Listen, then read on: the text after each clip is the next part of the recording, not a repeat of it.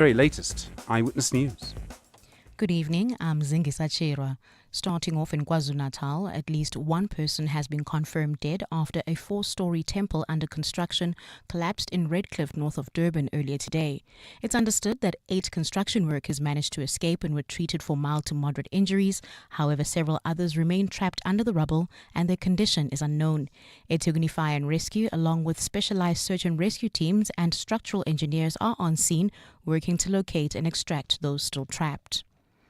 NPA head Shamila Batoy has been investigating advocate Andrew Chauke's fitness to hold office.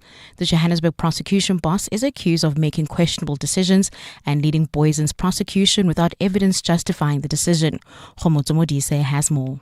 Last week, Advocate Shamila Batoy testified that she withdrew the charges against Major General Johan Boysen and his Kato Manor unit without having read the dockets. This morning, Chauke's lawyer Tembeka Ngcukaitobi presented Batoy with WhatsApp conversations from 2019 between Boysen and a man referred to as Mr. Danikas, a witness in a murder case against Boysen who had fled the country to Europe. You are making a fool of yourself. Why don't you come and testify in South Africa? You are a coward. Let's just stop there. Now, Major General Boysen knows full well why Mr. Danikas fled the country. It is because he was scared of a possibility of murder by the Kato Manor unit. Is that correct? I have no idea. You should ask that of Major General Boysen. Chauke's lawyers say shortly after this exchange, the NPA, under Batoy's instruction, withdrew the charges against Boysen, but did not consult or inform Danikas, who was still in Europe. Khomotso Modise, Eyewitness News. The ANC in Tshwane says disputes which delayed the elective conference have been resolved. Today was the first day of the 12th Greater Tshwane Regional Conference, where the party's new leadership will be elected. The conference was postponed a number of times due to some members raising issues over branch nominations and alleged membership rigging. Speaking to the media, outgoing Regional Secretary George Majila. We are ready. You can see we've got the venue ready behind us. Once a venue has been procured, it simply means that all the necessary logistical and administrative issues are dead too or has been resolved. There was a pre-registration by the province 2 weeks ago just to ensure that all delegates who are supposed to form part of a conference are registered. Moving to the Western Cape, nursing staff at the Hanover Park Day Hospital in Cape Town are threatening to go on strike. This comes as the clinic pilots its 24-hour emergency services tonight. It's been running emergency operations for 12 hours a day, with the Western Cape Health Department suspending the 24-hour service in 2016 due to safety concerns. Nursing Union Denosa says they've decided not to reopen the facility tonight due to security risk and untimely communication. Here's Songezo Mompunga. So what we want to put it clear, the members or the staff, they are not refusing to work, but the first priority is their safety, of which that is law. The gate is not safe, the security, they are working with their bare hands.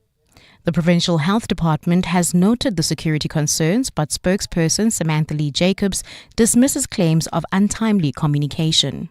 The decision to test feasibility of a 24-hour emergency centre service was made after multiple consultations with staff and stakeholders, facilitated by senior management. Initial consultations began in December 2024, followed by ongoing engagements with affected parties, including union representatives. And European Union finance ministers have approved a new €3 duty on low-value goods shipped into the bloc, aiming to slow a surge in small parcels ordered from platforms such as Shein and Temu. The charge, which begins in July 2026, will apply to each different item in a package or just once if the shipment contains multiples of the same product. The EU says 4.6 billion small packages entered the bloc last year, around 145 every second, with more than 90% coming from China. Officials warn the volume is still rising. The decision follows last month's move to end duty exemptions for parcels valued under €150. Brussels says the temporary levy, due to run from July next year until a permanent system is agreed, is designed to curb fraud, protect consumers, and create fairer competition for EU retailers.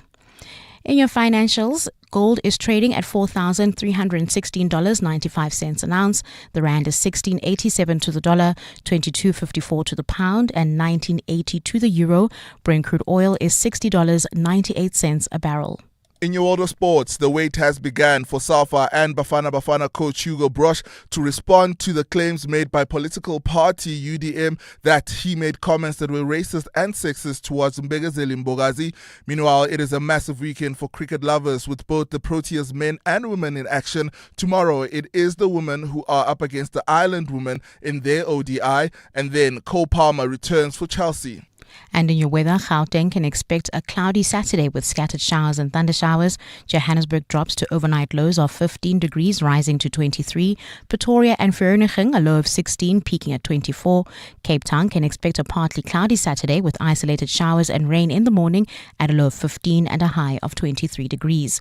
The top story in Eyewitness News this hour: at least one person has been confirmed dead after a 4-story temple under construction collapsed in Redcliffe, north of Durban, earlier today. EWN, in touch, in tune, and independent. For the latest, visit ewn.co.za or download the EWN app. EWN Traffic. We start off in Johannesburg on the N1 North. There's a stationary vehicle in the centre lane after Rivonia Road, and there's a stationary vehicle after John Foster. So please be on the lookout for that. And if you're travelling on the N3 North, there's also a stationary vehicle in the left lane at Van Buren Road and on the N12 West after Comoros Street with the left lane obstructed. Moving to Cape Town on the R300 North before the N1, there's an accident involving multiple vehicles causing delays. And if you're in Hout Bay on Victoria Road, there's an accident near the 12 Apostles and in Pardon Island at Coburg and Section Street, and in Milnerton at Marine Drive and Boundary Road. More Eyewitness News traffic in 20 minutes. There's more EWN on air, online, and on the EWN app. And now, The Money Show with Stephen Grootes on 702. Let's walk the talk. The Money Show with Stephen Grootes is brought to you by Absa CIB. Discover the latest trends shaping digital assets across Africa. Download the Absa Africa Digital Assets Insights 2025. Good evening, I'm Stephen Grootes, 8 minutes after 6. Welcome to the program. I do get a sense that just today, next week is going to be very different. Calmer, more relaxed, fewer people around. Probably less money being traded on the JSE. I wonder if trading volumes will be slightly lower, particularly on Monday and heading into the kind of final sort of week when everybody's here. The great South African getaway very much underway today, and you can see that people are pouring out of some of the big centres. They'll be off home, be off on holiday as well. Plenty to come in the next little while. An astonishing story was the word that I used earlier, and I think I'm going to stick to that word from MoneyWeb today about what happened with Curo and the Yanni Milton Foundation's buyout offer. And MoneyWeb suggesting that, in fact, the Financial Standards Conduct Authority, or Financial Sector Conduct Authority, rather, is investigating some trades. They're assessing the complaint. That means that they haven't decided to investigate yet, is how I read that. Ryk van Niekerk is the editor at MoneyWeb. We'll hear from him in a moment. If you looked across the boards today, I mean, it was green in most places. The rand is stronger. The dollar is a bit weaker. This is obviously because of the Federal Reserve and their dropping of interest rates. But gold shooting the lights out once again, taking platinum along with it, and a very strong day on the JSE. An appropriate day, I thought, to speak to John Bickard. He's the portfolio manager of the 91 Value Fund, and he's suggesting that next year might actually be stronger than this year, that it's just the beginning, and he's talking about why that is. So we'll get an understanding from him as to why and what is actually driving that. A Friday file tonight. I mean, I love a train trip. I haven't been on a proper train trip in years. I've been on the Gautrain, of course, many times, not as often, not much recently, but there was a time I was on it fairly often. But there's been a big sort of series rail experience in the Western Cape, and we'll speak to someone who's been on it and just sort of follow up that process. Do like a train trip. We'll talk about that. And don't forget the Friday Biz Blitz on your Money Show tonight.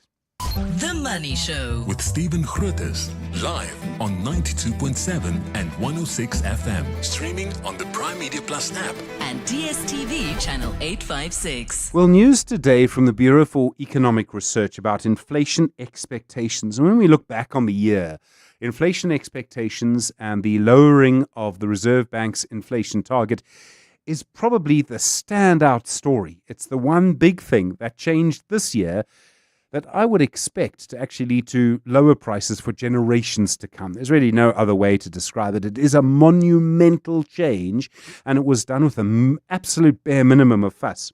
But we saw today the first tangible results of that. And this comes from the Bureau of Economic Research. They put together inflation expectations. They asked different people in different sectors what they think is going to happen. And this matters because inflation expectations then basically lead to what people ask for in their salary negotiations. If you think inflation is going to be 5%, you're going to want 5% or more. But if you think inflation is only going to be 3%, well, then you'll be happy with 3% or a little bit more. And inflation expectations are now at their lowest in 25 years. They're down half a percentage point, which is actually, if you think about it, in the great scheme of things, huge. Half a percentage point may not sound like much, but it's a very, very significant number in this context. And in fact, for the medium term, inflation expectations are now well below 4%. So for next year, the inflation expectation is 3.8%. For the year after, it's 3.7%. And for the 5-year period starting from now, it's 3.7%. Now, consider where inflation was 4 years ago. Obviously, you shouldn't really compare it with COVID, the outbreak of Russia's invasion of Ukraine, things like that. All of that said, inflation is down. Now, there are lots of reasons for this. We've seen how many goods China is exporting, what that's doing to inflation. New car inflation is 1.6%. Now, you don't buy a new car very often, maybe never. I never have. And yet, what that means is it still goes into the basket, and all of that starts to have a big impact. Food prices also looking quite good at the moment. So, on what's been a strong day on the JSE, some good news about inflation expectations. It's good to hear from you tonight. Don't forget 011 883 0702 021 446 0567 and voice notes on 072 702 1702. 702. Stephen is on X at Stephen Grootes. Well, a story on MoneyWeb this afternoon, and I must tell you, when I first saw it, my eyes actually popped. The Financial Sector Conduct Authority has confirmed it is assessing a complaint. There was insider trading in shares in the Curro Schools Group in the months just before the Annie Moulton Foundation said they would spend over 7 billion rand buying the group. When they made the announcement, as you can imagine, Curro shares jumped by 60%. If you were a shareholder before that, well, you would have been very pleased. Ryk van Niekerk is the editor of MoneyWeb and the person who wrote that story. He joins us now. Ryk, good evening. Good to have you on the Money Show. What do you know about the case that has been lodged? What is the FSCA actually assessing? Yeah, good afternoon, Stephen. Listen, there's not been any insider trading proven. I just want to put it out there. There were just some suspicious transactions referred to the FSCA for investigation. And that is at this point where it stands. I don't know which transactions have been referred.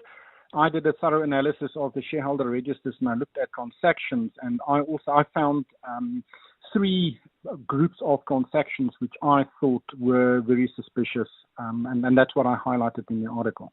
I'm going to come back to that in a moment, but first, who did the referral? Who said to the FSCA, I think you should look at this? Well, I don't know, but it should be one of the regulatory bodies, probably the JSE or even Straight. They look at all of the transactions. They, compare whether they could have been done in a sensitive period, in a closed period. But they look at those transactions in a lot of detail, and I would suspect it's one of those. Okay, so the timing is interesting. You say that you've looked at what happened. What do you think was happening? Well, let me put this another way. Why do the transactions look a little bit suspicious to you at this point? And just to reiterate, nothing's been proven. You see, the transactions I highlighted, or which I expect or suspect that has been referred, were concluded or transacted within 6 months of this announcement, which led to the share price jumping by 60%, as you've said. And, obviously this is a very complex deal, and it would have taken some time to put together. And that is the, what I thought, if there were insider information available, probably closer to the announcement as possible. And there were 3 of those transactions, or 3 parties involved who made significant transactions or bought significant number of shares in that 6-month period. would they have made a lot of money by doing that? You need to see that in context. The three parties, let's start with the foreign one, City Clients Nominees 8. That is a Citigroup nominee account. So we don't know who the beneficial owner of those shares are. But, in that 6 month period up until July, they bought around 75 million Rand's worth of shares, and they sold it at a profit of 31 million Rand. Sure. So a profit of 31 million, that's pretty decent. The PIC, the Public Investment Corporation, also traded in that period. They made a profit of 21 million. Now, that sounds like a lot of money, but for the PIC, who manages over 3 trillion Rand's worth of assets, I don't think that is significant. So that may have been a normal, type of investment decision. They also confirmed to me that that was just part of their normal rebalancing. And then the three interesting transactions, and they come from companies related to the Maton family. And they are Jan Maton Beleggings, Piet Maton Beleggings, and My Favorite Beleggings. And they refer to the three siblings of Jan Maton, the founder and previous CEO and chairman of PSG. But those names are slightly misleading because they are not managed by those individuals. Jan Maton, he is the current CEO or chairman of PSG, and Piet Maton is involved with the Jan Maton Foundation, who actually made the Kiro offer. But those three companies are managed and controlled and owned by the Jan Maton Family Trust, and that trust has 6 trustees, and those trustees would have made the decision to buy those shares. And those shares were bought between 10 April and 2 May. And remember, the announcement was on 27 August. So that is within 6 months of the actual announcement. Now, the question is, did they know at that stage that the announcement is coming? They claim no, they didn't, and that decision was only taken a few weeks after the last transaction at the end of May. That is their position. So you spoke to them and they deny any wrongdoing here, and all of the parties, as far as you've been able to contact, because there's one you don't know, they say they did nothing wrong. Well, that's definitely the PIC, and that's correct. I spoke to the Citigroup, or I contacted them, and they said we don't comment about these things. Ryk, there are other factors in this because this is a big deal, as you know, the foundation's purchase of Kiro. Just for the record, and I'm relying on your greater knowledge here, none of this stops the transaction, right? It still goes ahead. No, I don't think this will stop the transaction. There may be an investigation from the FSCA, but no, I don't think it will stop the transaction. Definitely not. Ryk van Niekerk, I really appreciate the time. Thank you very much indeed. The editor at MoneyWeb, as I say, a story that made my eyes pop. We'll be watching that carefully. I do wonder if the Financial Standards Conduct Authority will issue any kind of statement on this. Just to reiterate, they're at the assessment phase. They look at the complaint. They assess, is there something to investigate? Only if they say yes to that, do they actually investigate. I imagine the only statement we might get is if they decline to investigate. Let's just wait and see what happens here. 19 minutes after 6. The Money Show. Explainer. Well, on a day when the rand is much stronger, the gold price much firmer, the JSE up significantly, comes quite a strong argument that, in fact, what we've seen this year might be just the beginning. It comes from John Bickard. He's portfolio manager at the 91 Value Fund, and he believes there's a very bullish case for South Africa going into next year. John, good evening. Thank you for your time. We've all seen what the JSE has done this year. Why do you think we've built up a big head of steam and this will continue? So I think the thing that we're seeing is the big gap between the overall index, which is up more than 30% this year, which is all driven by gold and platinum, and to a lesser extent Naspers, and what we call SA Inc. shares, the shares that are dependent on South Africa for their income and their profits. So that's the retailers and the banks and the industrial shares. And so far this year, they're massive laggards. They're only up 8%, which is miles behind the index, and it's opened up this big gap. And so when you're valuing these SA shares, you do a discounted cash flow, and in that cash flow, you assume a long-term growth number, and you assume a discount rate. And that's really the interesting thing to us, is the discount rate has dropped so much for South Africa over this year. And the discount rate, the first variable that you plug in for the discount rate is the 10-year bond. And as you're well aware, South African bonds have been world leaders in bonds this year. I think they're up 21% odd in rand and 33% in dollars. So they've been the best performing bond market. And the bond yield has fallen from 10% at the beginning of the year to 8.5%. And any analyst who's ever built a discounted cash flow model knows that if you cut your discount rate by that amount and you keep your cash flows the same, you get a very different number in terms of what the value of the shares. And just as a rule of thumb, if a low risk, steady cash flow like a South African government bond goes up 21%, a leveraged equity with a higher discount rate and more risk should go up off the top of our heads. And actually in models, not the top of our heads, financial theory says it should go up 40%, and yet South African shares are up 8%. Why are then, I mean, the obvious question would be, why are some of these companies so undervalued? Has the market just not caught up? Is there still something that we're not seeing? So when you ask people that, the answer will be, well, we're worried about politics, or we're worried about South Africa's relationship with the US. And I would say, as a fund manager who's been in the industry a very long time, that the truth is something much more pathetic than that. The truth is that most fund managers went into the year underweight gold and platinum, and gold shares up 150% and platinum's up 100%. And it's absolute, there's not a fund manager, including ourselves, who've beaten the index this year. And the simple truth is fund managers protect their jobs, and they're behind the index, and the gold and platinum price is still rising. So they're selling their SA Inc. shares to fund further purchases of platinum and gold to narrow their underweight to their position, which makes no sense at all, because the very thing that helps SA Inc. shares is higher platinum and gold prices. So if you're bullish on platinum and gold, precious metals are our biggest export, and it's helping our terms of trade and the rand and the discount rate and the economy. It doesn't make any sense to sell these super cheap South African shares. To give you an idea, there's no index that shows, they don't have an index for SA Inc. shares. But we've built our own index, which we put in all the representative SA Inc. shares.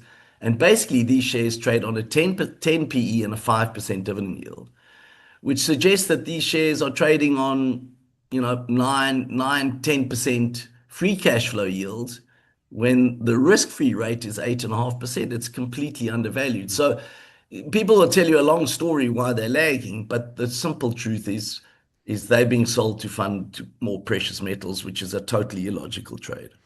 It may be illogical, but won't that continue, especially if gold is on track? I mean, extraordinary, but I've seen some predictions of $5,000 at some point. So I have to say, I agree. Yeah, I hear you, but I agree gold is going to go to $5,000. But, if you're a savvy investor, should you buy the gold shares, which are up 200%, or should you buy SA Inc., which is up 8%? The SA Inc. shares are direct beneficiaries of the gold price, and eventually it will flow through to the economy and flow through to those shares. So it's a much lower risk way of playing the gold trade. I mean, if you tell me gold's going to 5,000, I say buy more SA Inc. shares, because if you're wrong on gold, you're going to lose a fortune in gold shares. But, you're protected by that 5% dividend yield on these undervalued SA Inc. shares. And if you're right on gold, eventually the SA Inc. shares will catch up. So as far as a risk-adjusted trade goes, we think that's the way to play the precious metals, is to buy SA Inc. shares. So John, there's, as you, I think, correctly ascribe value. In other words, these shares are undervalued now, but they're only worth investing in if the price is actually going to go up. Do you think that is what is going to happen next year? I mean, there are plenty of reasons, and not just reasons you've spoken about, to suggest that, in fact, South Africa will have a very strong year next year. Yes. So, that's the thing about value investing, and I've been doing this for 25 years, and the secret to value investing is not to worry when it's going to happen. It's when you have this big dislocation in the market like there is now. Not to say I'm worried it doesn't happen next week, next month, next 6 months. All you say is these shares are fundamentally undervalued. The prospects for South Africa are improving. So we've spoken about precious metals. We also got to add in the oil price is down 15% in dollars this year, and that's our biggest import. So our terms of trade have massively improved, and that will, if you look at history, it's always resulted in improvement in the economy. So what I think is holding people back, apart from the fact that they're selling them to buy precious metal, people are worried about the growth rate in South Africa because we're only growing at 1%. But if you look back in history, any time where we've had such a big improvement of terms of trade like we have in the last year, GDP has picked up between 2 and 3% 12 months after that. So, to those people who say, I'm worried about the growth rate, I think SA Inc., South African economy will be growing at 2.5% in a year's time. And then people will come buy the shares. And obviously a big thing is foreigners need to buy. And actually they haven't bought anything. They bought a bit after the election, then they sold again. And only in the last month have we started to see them buying. And South Africa is now a bigger part of the index, and foreigners are a full 1/3 underweight South Africa in terms of our weighting compared to the index. So the big driver will be when the foreigners come and buy, and the foreigners do like to only buy once the GDP growth rate picks up. So, but by then, if you wait for that day when you open the paper and it says GDP growth rate is 2.5%, you've missed it. You have to buy ahead of that, and we think this is the time. Politics, could it still ruin the party? So I think you've hit the nail on the head. That is, when people tell them the story, they say, where can you be wrong? And actually the simple truth is, I don't think I can be wrong on any of those above things, but the one wild card is politics. And the first thing I'd say is, if you look at stock markets, politics plays a very small role in future returns. It's really the growth rate and the discount rate. But politics plays a role only in the very best and the very worst tail risks. So politics plays a big role if you're Venezuela or Zimbabwe, but it doesn't really play a big role if you're the UK or the US, and at the moment, South Africa. So the wild card that is politics is really in that terrible 1% tail, the Zuma kind of outcome, which we don't think is going to happen, but that is the tail risk you need to worry about. Grant, thank you very much indeed, John. Really do appreciate it. John Bickard's portfolio manager at the 91 Value Fund. A very, very bullish case indeed. The Money Show. The Markets. Grant Nader is portfolio manager at Benguela Global Fund Managers. Grant, good evening. You would have heard that. Do you agree? I mean, it has been one hell of a year for South Africa Inc. Yeah, Stephen, to be honest, I do agree. You remember, the thing with markets, they look ahead.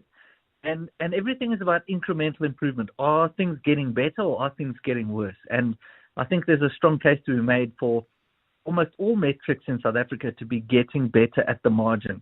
We've talked about inflation. You just look at the real wage growth that's coming through as a consequence of the lower inflation. We've had 6 rate cuts now. This GNU is holding together. It's bringing accountability to the market. And the oil price remains low. And we've got commodity tailwinds. And I think commodity prices can sustain at least elevated levels and, in fact, probably build from here going into next year.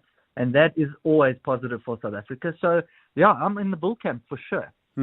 Gold price again stronger today. I'm presuming a little bit of a nudge from the US Federal Reserve, but other factors at play. I mean, John Bickard, he's part of the $5,000 an ounce camp. Well, I mean, look, 5,000 is not that far from where we are anymore, but I mean, I haven't put a number on it, but I think there's a lot of legs supporting the table that gold is standing on. And one of them is lower rates from the Fed. That's bullish. One of them is a higher inflationary regime that is in place globally. One of them is a weaker dollar, or at least a debasement of global currencies, ongoing fiscal stimulus and budget deficits happening all over the world, not just in 1 or 2 countries, and central bank diversification away from the dollar. So there's many reasons to remain fundamentally positive on gold, and I think there's still a bull case to be made. Grant Nader, thanks so much. Portfolio manager at Benguela Global Fund Managers. You with the Money Show, just gone 6:30. Welcome back, Singiswa Chira. Time for the latest eyewitness news. The latest on that temple collapse. Well, Stephen, at least one person has been confirmed dead after a 4-story temple under construction collapsed in Redcliffe, north of Durban, earlier today. It's understood that 8 construction workers managed to escape and were treated for mild to moderate injuries. However, several others remain trapped under the rubble and their condition is unknown. eThekwini Fire and Rescue, along with specialized search and rescue teams and structural engineers, are on scene, working to locate and extract those still trapped. In the Western Cape, nursing staff at the Hanover Park Day Hospital in Cape Town are threatening to go on strike. This comes as the clinic pilots its 24-hour emergency services tonight. It's been running emergency operations for 12 hours a day, with the Western Cape Health Department suspending the 24-hour service in 2016 due to safety concerns. Nursing Union Denosa says they've decided not to reopen the facility tonight due to security risk and untimely communication. Here's Songezo Nompunga. So what we want to put it clear, the members or the staff, they are not refusing to work, but the first priority is their safety, of which that is law. The gate is not safe, the security, they are working with their bare hands. The Provincial Health Department has noted the security concerns, but spokesperson Samantha Lee Jacobs dismisses claims of untimely communication. The decision to test feasibility of a 24-hour emergency centre service was made after multiple consultations with staff and stakeholders, facilitated by senior management. Initial consultations began in December 2024, followed by ongoing engagements with affected parties, including union representatives. The Western Cape Mobility Department is concerned about the high number of heavy motor vehicle incidents recorded since the start of December. 43 incidents involving heavy motor vehicles have been recorded on provincial roads this month. These include collisions, overturned vehicles and breakdowns. The department says this is a worrying trend, especially ahead of one of the busiest travel weekends of the festive season. Chief Director Traffic Management Maxime Bezuidenhout. Traffic volumes will be high, and that means risks are higher too. Whether you are driving a truck, a private vehicle, or walking near a roadway, your decisions matter. Please slow down, rest when you need to, and show consideration for others traveling to be with their families and loved ones. Airports Company South Africa says it will continue to work closely with the Border Management Authority and airlines to ensure strict adherence to South Africa's immigration and security requirements. The statement comes after authorities disrupted suspected human traffic operations at OR Tambo International Airport yesterday, involving 14 Ethiopian and 16 Bangladeshi nationals.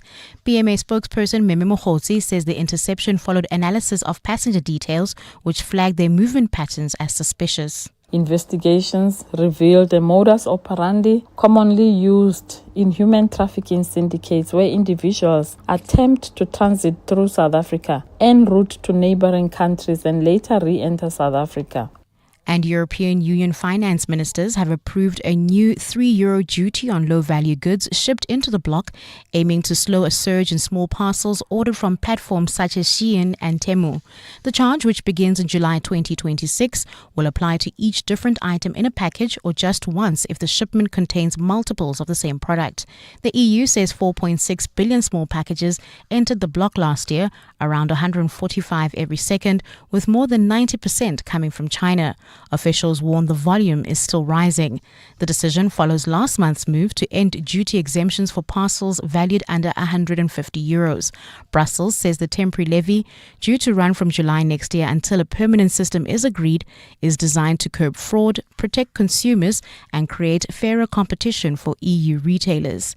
And in your weather, Gauteng can expect a cloudy Saturday with scattered showers and thundershowers. Temperatures drop to lows of between 15 and 16 degrees, rising to highs of between 23 and 24. Cape Town can expect a partly cloudy Saturday at a low of 15 and a high of 23. The top story in Eyewitness News: at least one person has been confirmed dead after a 4-story temple under construction collapsed in Redcliffe, north of Durban, earlier today. EWN Traffic. If you're in Joburg on the N1 North, there's still that stationary vehicle in the centre lane after Rivonia Road, and staying on the N1 North, there's also a stationary vehicle in the right lane after John Vorster, so please be on the lookout for that. If you're on the N3 at Van Buren Road, there's also a stationary vehicle, and on the N12 West after Komoro Road, and the left lane is obstructed. Moving to Cape Town on Hout Bay, in Hout Bay on Victoria Road, there's an accident near 12 Apostles that's causing delays in both directions. And if you're in Pardon Island, there's an an accident at Coburg and Section Street. And on the N1 outgoing, traffic slowing down from Sable Road, and that's due to a stationary vehicle before Monte Vista obstructing the centre lane. More Eyewitness News traffic at 7 p.m. There's more EWN on air, online, and on the EWN app. Beyond every boardroom is a story waiting to be written. A story of a business and its potential, of a community that thrives, a hospital that serves, and energy that powers millions of dreams. It's a story that only gets better with a partner that has the expertise and solutions to make it a reality. At ABSA CIB, we are invested in your story, and we invite you to write it with us, because your story matters. ABSA, an authorized FSP and registered credit provider. Cell C is now proudly listed on the JSE. You can say we put the C in JSE, the pinnacle of a 24-year game-changing history, giving South Africans affordable, reliable connectivity. We've adapted and perfected the ABCs, now ranked #1 in SA for video experience on 4G and joint #1 for network reliability. Really? C. Now nothing should stop you from being a part of the C. Speak to your broker. Cell C. Last December, you put in new floors. Come New Year's, your visitors were out the door. And the new floor went from fresh tiles to don't step on a crack or you'll break umama's back.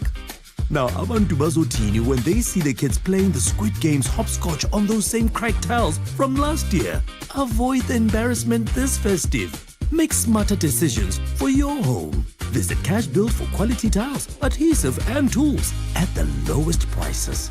Cash Build. Start your summer days with healthy sleep from Dial-A-Bed and save thousands with our summer sleep savers. Our queen size 40-wing Sleep Tribe Pro foam set is reduced to only $7,999, and our Sealy Skyline Extra Firm Queen set is now only $13,499. Or get a king size for just $17,999. Dial-A-Bed. Sleep for life. Now reopen in the Park Meadow Centre opposite Eastgate Mall.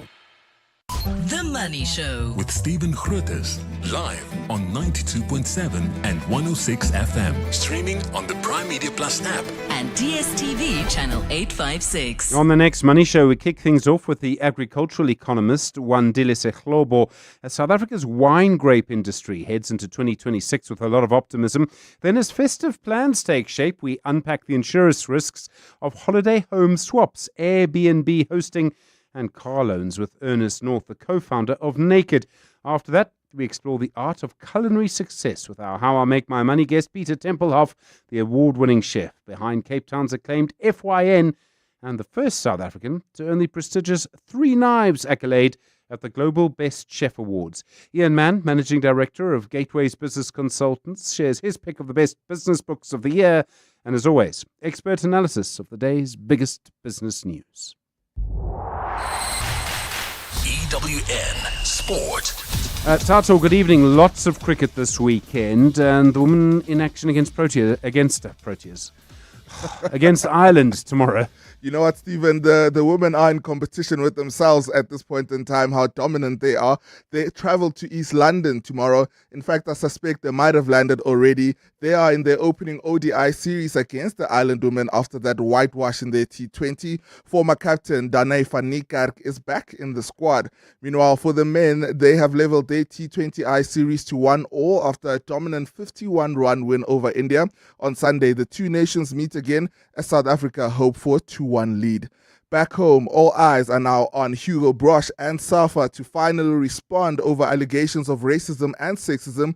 Brosh's outburst at Mbegazeli Mbogazi over late arrival triggered outrage, and political party UDM put a complaint down to the Human Rights Commission. UDM Deputy President Ngabayomzi Kwankwa wants answers, but most importantly, an apology. The UDM is very clear insofar as this is concerned. We will not tolerate racism, we will not tolerate sexism or any form of discrimination from anyone in South Africa. So if Hugo Brosh, for example, was quoted out of context or was misunderstood, what we expect for him is to account to the Human Rights Commission when the relevant body does its investigation on this matter. All this happening while Bafana gear up for their friendly with Ghana next week and the all-important African Cup of Nations on the 22nd of December with Angola. Meanwhile, the Moses Mabhida Stadium is gearing up for a showpiece with knockout champions Orlando Pirates meeting the All-Stars at 3. Then 4 games light up the Premier League tomorrow. Arsenal host Wolves while Fulham have a tough battle with Burnley. And Chelsea head into their meeting with Everton with a bit of good news. Cole Palmer, he's back. As for Liverpool, they take on Brighton. Questions around Mo Salah and his future at the Reds continue to loom. Boss Arne Slot says his main focus right now is having a conversation with Salah. We've spoken a lot in the last week after the Sunderland game. I think there have been a lot of conversations between his representatives and ours, our representatives and him, between him and me after the Sunderland game. I guess his Slot's conversation with Salah will prove tomorrow whether Salah is on that starting 11 or not. In rugby, Stormers take on La Rochelle in Gqeberha tomorrow, while the Sharks host Saracens in Durban. In the Challenge Cup, Joburg outfit Lions away to Newcastle Falcons, and the Cheetahs are in Bloom to welcome Stade Francis. Tato Moloto, Eyewitness News Sport. 702. Stephen is on The Money Show. 6 to 8 p.m. Well, you may remember on the 27th of November, just a couple of weeks ago, Cell C making their debut on the Johannesburg Stock Exchange. And one of the debuts that had been widely anticipated was a tremendous achievement for the telco. Shares rose by 4% on that very first trading day. And on the day of the JSE debut, we're in conversation with Cell C's CEO, George Mendes.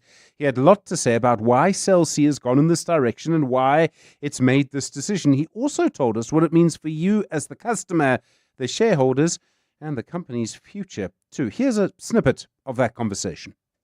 We have seen some contraction by the other two players in prepaid from a revenue point of view. We think we'll be able to go positive. So we think we've got a growth story coming off a lower base. We've got exciting opportunities and propositions for a customer-centric organization. So we think we'll be able to take some share there. We're also a very lean and agile organization. We're only 900 people. So a strong partnership model on how to get to market. So it's compelling. So far, we're seeing decent results, and we think it's at the beginning of a nice story. George Mendes there, the CEO of Cell C. I remember that first day very, very well. You can listen to the full interview on primemediaplus.com. You can read the article about our conversation as well on ewn.co.za. 702 with Stephen Grootes. Email him on stephen@702.co.za. Well, we'll have Friday File in just a moment for you. An interesting a release on the Government Gazette from Solly Malatsi, the Communications Minister. And he has now said he's issued new regulations for ICASA, the communications regulator. And essentially, this is about local ownership requirements. And you know, if you put all of that together, ICASA, local ownership requirements, Solly Malatsi, this is about Starlink. And what he's essentially done is he said that there must be equity equivalence. In other words, he's creating a way for ICASA to say that Starlink does not have to give up some of its shareholding to account for BEE. And we all know how Elon Musk feels about BEE. So it might well be the start of a significant process that sees Starlink finally coming to South Africa. I do wonder, though, so much is changing so quickly in this area. If Starlink had come maybe 5 years ago, it would be all anyone talks about. Now, a lot more fiber around. I don't know, but certainly a very big change coming from the Communications Minister, Solly Malatsi. The Money Show on 702. Monday to Friday, 6 to 8 p.m. The Money Show. The Friday File. The Friday File. Well, I don't know if you know this about me, but one of the things I really enjoy is looking at trains. I'm not a train spotter. That's something else. But I wouldn't mind a long trip in a train. And many, many years ago, I actually went across the United States on Amtrak, their train service. It's always something I've wanted to do here. And the closest I've ever come as a student is that trip from Joburg to Makanda. I don't think it operates anymore. The Shosholoza Mail is kind of on and off. I did thoroughly enjoy that, though. And I was interested to read this week about a train service. It leaves from Cape Town, takes you on a train trip for a day. You go to the Ceres Valley, and then you go back. And one of the people who's been on it is the Business Day journalist Margie King. She wrote a fascinating account of her journey. Margie, good evening. Thanks for your time on The Money Show. Hello, Stephen.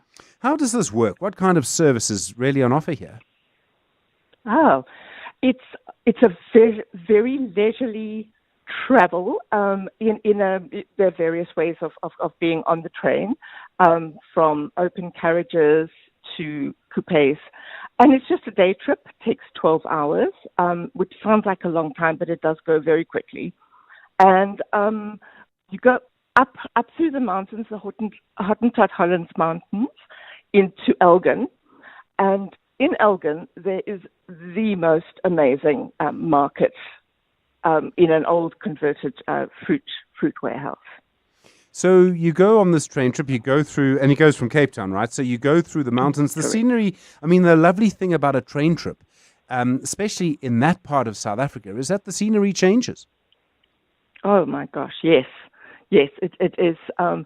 It is incredible to get so close to the Fynbos, to the mountains, in a way that you just don't in a car. It's lovely. How fast are you going? I mean, whenever I'm in a car in that part of the world, you're kind of rushing, fiddling with the radio, and basically, going as fast as you can. How fast are you going on the train? I think it's about 45 kilometers an hour at full speed. There's a time in which we run right next to the highway, and we were being overtaken by cars at a fairly rapid rate. Mm. So you spoke about the different types of carriages. A coupe, if I remember, is a sort of 2 or 3 person sleeper carriage. What other options are there? There's a 4-person carriage. The value of those two would definitely be for people who have a child or children who might get a little bit tetchy over 10 hours. It'd be nice to be able to have a bit of quiet time. There's a bar and a lounge and a coffee shop. And you can, buy your ticket to sit in the lounge. But if you sit in the general seating like we were, then there are waiters who come past to take your order, or you can brave going past, going down the carriages to the bar. When you go from one carriage to another, I mean, I have a childhood memory of you actually went outside the train. It was very exciting, and I have a memory of actually standing sort of on the joint with my dad. And my mom asking us, why have you taken so long just to go down the train? Because it was fun, Mom. Is that what you do? Are you outside the train when you do it? Yes, you are. Yes. If it makes people nervous, you're definitely going to have to use the waiter. I find it. I love it. I love that. Old memories like yours, yeah. The benches, so the open seating. What are we looking at? Are we? I mean, it's not plain seating. Is it something? It's not like an aeroplane. No. It's better than that. It's like a little wooden cabin. It's like a little wooden cabin. That's not quite the right word. So a wood and leather, and you're ever so slightly screened from the next person, from the people across the train, but it's just more of a slightly like a little nook. And I presume every seat is a window seat, pretty much. Yes. One of the big benefits of it. So you spoke about the lounge, you spoke about the bar. You've got to have a bar on a train. You've got to make yourself move. Are there other things? I mean, 12 hours is quite a long time, and there must be lots of ways to take money from unsuspecting clients while they're moving like that. It's 10. There's a 2.5-hour layover at the Elgin market, which is quite unlike any market I've ever seen. It is audacious and beautiful, lovely. We sat and just watched the scenery, chatted a little bit, joked with the people next door. Time goes by quite fast, and there are 2 women who offer masseurs, or who offer massages, who can help take the time, especially on the way back, and feeling drowsy in late afternoon, be very pleasant. I mean, I suppose the thing about something like that is you kind of get into a different mood. I mean, do you find yourself speaking to strangers in a way that on a plane you don't want to sit in the middle? Absolutely, yes, absolutely. And the staff, there are so many characters there. The the one guy was doing a demonstration as if he were on a plane, as if he were a plane steward and demonstrating. They just have a lovely sense of humor. Very pleasant. Do you think, I mean, it's a day trip, right? So I would think there might be quite a big market for this. It's something slightly different. If you're a bit jaded, maybe it's something to just sort of reignite, a childhood memory or two. I would imagine quite a lot of people would be interested in something like this. Yes. I had to wait a week before I could get it. It was booked up for the day I wanted to go, so I had to wait a week. And the train was pretty full come Christmas time. They are running more frequently at the moment until New Year. And what kind of engine? I mean, it's too much to ask, but it wasn't a steam engine, was it? We didn't have a steam engine. We had a diesel. But I was chatting to one of the staff, and he said they use used car oil to run the diesel, which I found quite an interesting thing. What a good way to get rid of that problem. Yeah. Yeah. So the steam trains were in for repairs. This is going to be a strange question. When you so you wake up in the morning and off you go. I don't know what time you left. I imagine sort of 7 o'clock or something. If you're back in 12 hours, you come back at 7 o'clock. So you're back where you started. Did you feel like you'd had a sort of adventure for the day? Is my question, because you've done something completely different to what you normally do. You have absolutely nailed it. That's exactly what it felt like. You've just gone and done something completely different that's, other people wouldn't do. You would want to do it again. You'd want to take someone on it, that kind of thing. Yes. In fact, there was one carriage where there was a party going on. It was literally a birthday party. It was crowded. And I thought, what a lovely way to have a celebration, birthday or whatever. But just on the individual level, it dislodges your thinking in a way that perhaps flying does as well, where you just get a little bit out of the normal patterns, and that is very exciting. Yeah. The people on the train, were most of them South African? I mean, I can just imagine how much money you can make with a lot more foreign tourists in Cape Town at the moment. But were most people South African and up for the adventure, or did you notice there were actually quite a few people from other places? No, very few from outside of South Africa. Most emphatically a South African thing. And Margie, you'll do it again, eh? Oh, absolutely. Margie King. Absolutely. Thank you very much indeed. Margie King is a journalist at Business Day. Sounds like it was quite a fun trip. As I say, I do have a slight thing for trains. Haven't been on one apart from the Gautrain for a very, very long period of time. And certainly would be a big fan of the Shosholoza Mail if that gets sorted out. My wife's been on notice for quite some time that the moment it becomes possible to do a train trip safely and easily and sort of on time, which is really the big thing, from Joburg to Cape Town, I'd like to book some tickets because I do think it's a good way to spend some time. I know plenty of people who've done some of the various services. There are services that are recovering from PRASA. This, of course, is run very differently to that, and it is just a day trip. It does sound like something very, very different. Margie King, I really do appreciate the time. Thank you. It's 7 minutes now to 7. Stephen Grootes. Taking your calls on 011-883-0702. Well, time now for the Friday Biz Blitz. You know how it works. You call us on 011-883-0702 or 021-446-0567. We give you a question. If you get the question right, we move on to the next question. If you get the question wrong, well, we move on to the next caller. So those are the numbers to dial. First question tonight on the Friday Biz Blitz. Which two companies are merging in a deal with $50 billion to create one of the world's largest metal producers, and they're focused on copper?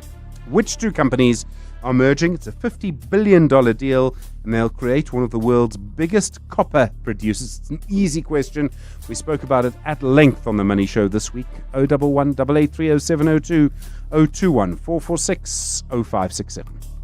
Mzansi, Walala Wasala. Panda Pusha play Powerball for the massive 83 million rand guaranteed jackpot this Friday and step closer to a world of endless possibilities. Get your lucky numbers ready and play Powerball for the guaranteed 83 million rand jackpot today. Buy your tickets now in store on nationallottery.co.za, the mobile app, cell phone banking, or simply dial *120 *7529 hash for USSD. Panda Pusha play. Players must be 18 years old or play responsibly. eTuba is the proud operator of the National Lottery. This is Cindy on a 4-hour road trip with the girls. Did you know in the 1970s this landmark... And this is Cindy when she shares her 200 gig for 299 rand on her MiFi router.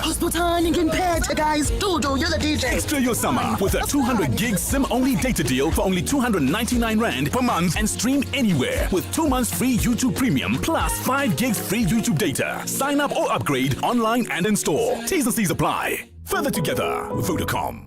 Small businesses are anything but small. They're the backbone of our communities, the dreamers, the doers, the ones who keep Mzansi moving forward. That's why 702 and Capitec Business Banking are putting them in the spotlight. Every Thursday between 6 and 8 p.m., catch Small Business Focus with Capitec, where we showcase the hustle, heart, and the secrets to thriving in today's economy. Your vision matters, and with Capitec, you're never building it alone. Small Business Focus with Capitec, the business bank for everyone. Thursdays between 6 and 8 p.m. on 702. Capitec Bank is an authorized FSP 46669. The Money Show, Stephen Grootes, is brought to you by Absa CIB. Discover the latest trends shaping digital assets across Africa. Download the Absa Africa Digital Assets Insights 2025. The Money Show, Friday Biz Blitz. First question on the Friday Biz Blitz tonight. Which two companies are merging in a $50 billion deal to create one of the world's largest metal producers based on copper?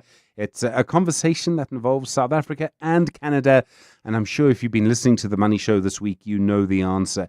We'll also have a question around a vegetable ban. Questions too around what could be embarrassing for bosses. Time Magazine's, we'll have a question from Time Magazine, and also a supermarket chain that did not have a great result this week.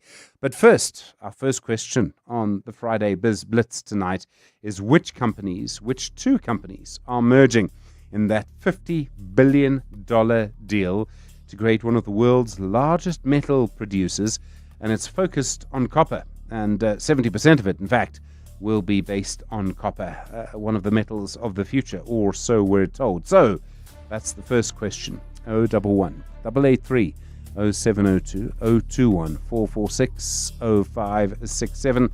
Which two companies are merging in that deal to create one of the world's largest metals producers focused on copper? One of the companies, of course, has a very, very long history here, and one of the companies has a very, very long history in Canada. There have been all sorts of conversations around the regulations around this and the histories of these two companies. But which two companies, what are their names, are merging in this $50 billion deal that will create this massive, massive company that will be focused on copper? That's the first question tonight on the Friday Biz Blitz. And of course, it's a merger that really has got people very, very interested. Let's go to Joseph in Rosebank. Joseph, do you know what the two companies are?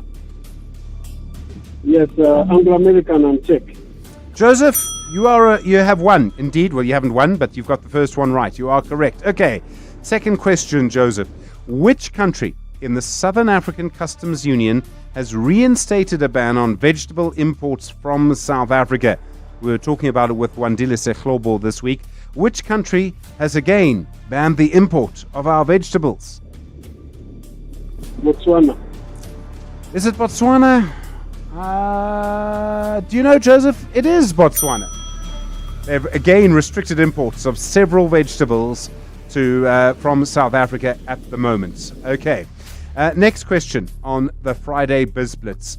What are companies going to have to publish that might be a little embarrassing for their bosses, the people who earn the most? What are companies going to have to publish that might be a little embarrassing for their bosses? It's a change to the Companies Act, Joseph. Do you know the answer?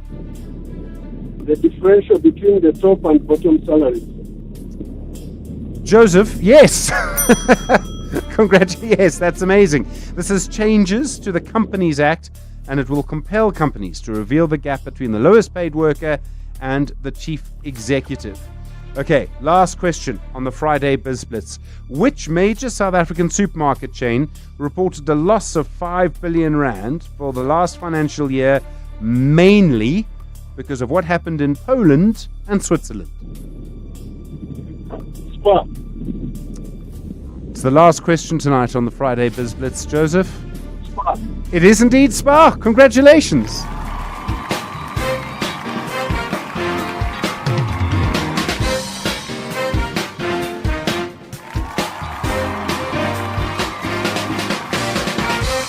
Joseph, congratulations. Joseph from Randburg, the winner of the Friday Biz Blitz this week at 7 o'clock. This is EWN. Good evening, I'm Zingisa Chirwa. The CRL Rights Commission says it's deeply saddened by the collapse at the River Range Ranch Temple in Redcliffe, Verulam, which has left one person dead and several others injured. In a statement, the Commission extended its sympathy to those affected and hopes that anyone still trapped is rescued quickly and the injured receive urgent medical care. It further praised emergency services and community members for their swift response and called on authorities to investigate the incident to prevent future tragedies. Meanwhile, Public Works Minister Dean McPherson is expected to visit the site tomorrow. His spokesperson says the minister will be joined by KwaZulu-Natal's Cooperative Governance MEC, Reverend Thulasizwe Buthelezi, and